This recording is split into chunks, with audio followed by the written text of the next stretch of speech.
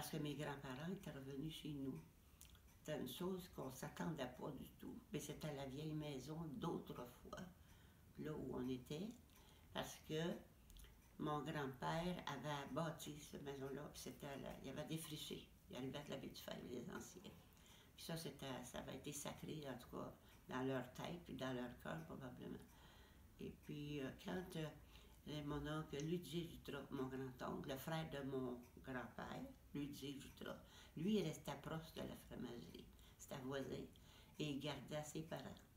Et dans ce temps-là, c'est sûr qu'il héritait de la ferme, mais en autant qu'il garde ses parents pour le reste de leur vie.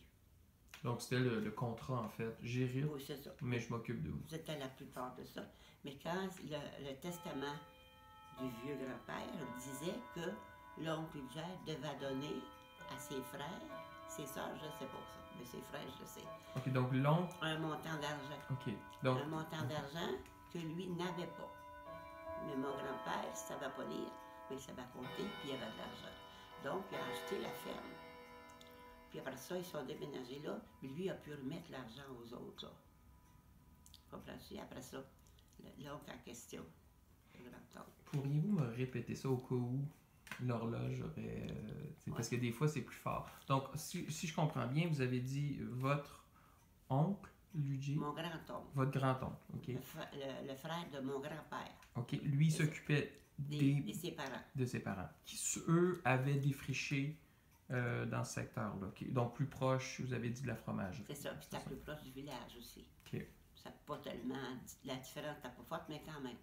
Puis il n'y avait plus d'activité. C'était plus tentatif, je pense. Ensuite, il y avait un jardin, de petits ruisseaux qui traversaient le jardin, et c'était comme à l'est.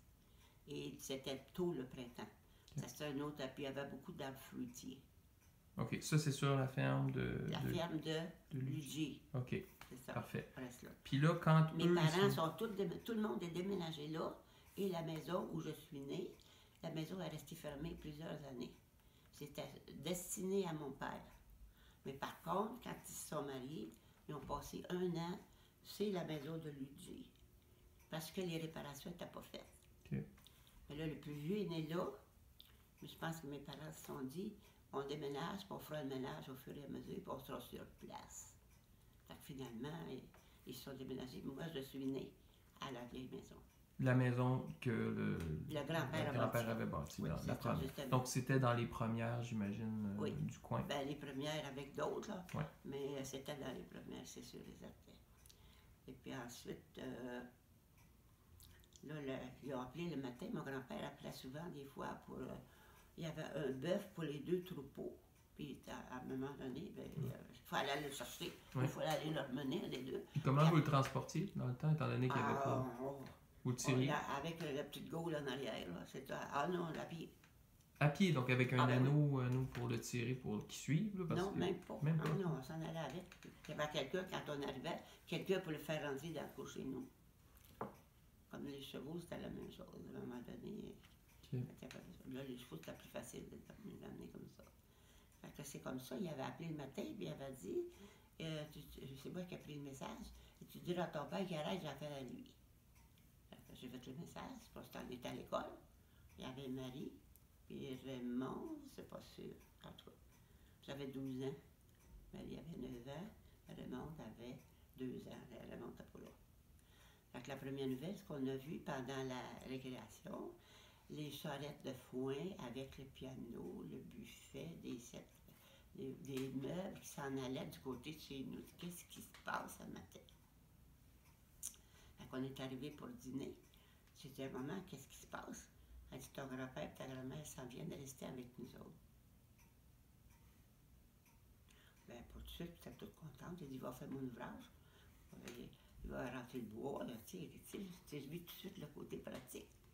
Mais par contre, ça a été toute une autre histoire. Maman avait leur chambre en bas.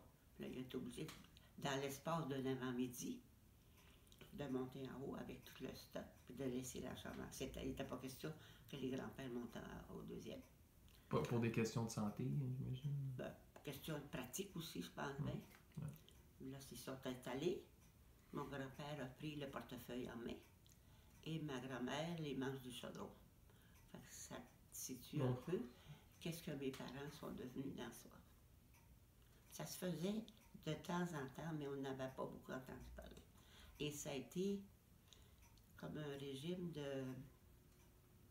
d'austérité et de et notre vie de famille était finie. Notre vie de famille était finie. Mon père se réveillait du jour au lendemain avec 6 enfants à charge et pas un sou. Juste l'allocation familiale, qui était au nom de ma mère, heureusement, qui recevait son chèque.